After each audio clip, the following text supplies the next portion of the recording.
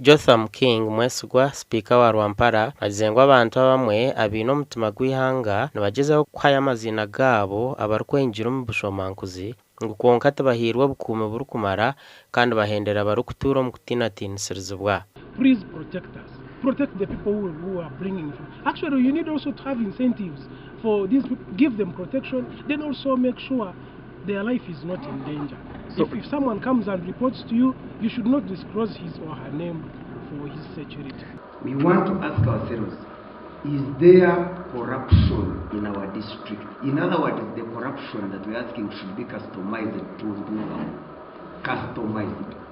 But I think we are making it general. The answers I have received, most of them are general questions as far as corruption. It is all to do with the lamentations. The police is the most corrupt people, the harmonization of civil servant salaries.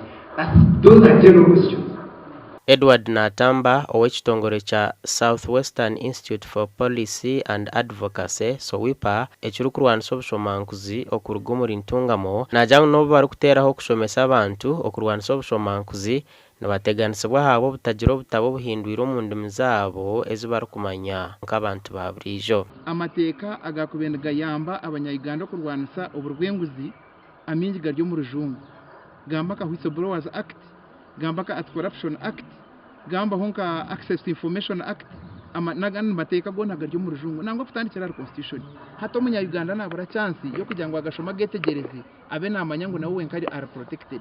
Beitu Grace atwonjire ow'eby'amateeka kuruga omu kitongole ekirukurwanisa obushomankuzi omu office ya president ashabira abantu abarikwenda kuheereza amazina g'abarikwengira omu bushomankuzi okukoresa emihanda mirungi kutari kugambira muranga. You have to report according to the law, within the provisions of the law. You don't go to a radio, you don't go to somewhere and you blow the whistle and you say you are a whistleblower. Have you followed the procedure that is provided for under the Constitution? I mean, under the Whistleblowers Protection Act. Because if you blow outside the law, you don't expect to be protected by the law.